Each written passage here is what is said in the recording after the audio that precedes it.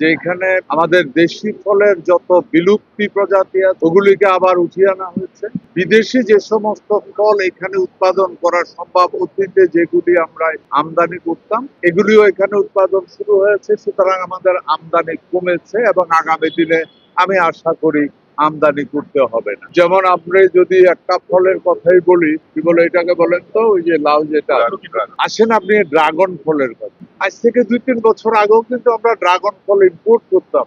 এখন আমরা স্বপ্ন দেখছি, চিন্তা করছি ড্রাগন ফল বাংলাদেশ থেকে রপ্তানি করা। যদিও এটা বাইরের একটা ফল, কেন আমরা এই সাহস পাচ্ছি? আমাদের ওয়েদারের কারণে। এখানে যে ড্রাগন ফল উৎপাদিত হয় অত্যন্ত টেস্টি, যেটা বাইরের ড্রাগন ফল এত মিষ্টি বা এত টেস্টি হয়। সুতরাং আমরা আশা করি আগামী দিনে হয়তো আমরা ইভেন বিদেশি একটা ফলও এখানে উৎপাদন করে আমরা পাঠাতে পারবো। তো যেভাবে এরই মধ্যে আমরা বিভিন্ন ফলের বিকল্প ব্যবহার নিয়েও আমাদের গভর্নমেন্ট কাজ করে যাচ্ছে, এগ্রিকালচার ডিপার্টমেন্ট কাজ করে যাচ্ছে। আপনারা এখানে গেলে দেখবেন কাঁঠাল দিয়ে বিভিন্ন ধরনের পিঠা থেকে শুরু করে সিঙ্গারা, সমোচা থেকে শুরু করে সবকিছু তৈরি করেছে, কাবাব থেকে শুরু করে। মজার ব্যাপার হলো এই কাঁঠালের কাবাব বা কাঁঠালের সবজি ফুড ভ্যালুতে কিন্তু এটা অনেক হাই, এবং বিশ্বের বেশ কয়েকটা দেশ আমাদের সাথে কথা বলছে আমাদের থেকে কাঁঠাল নিয়ে এই ধরনের প্রোডাক্ট তৈরি করার জন্য।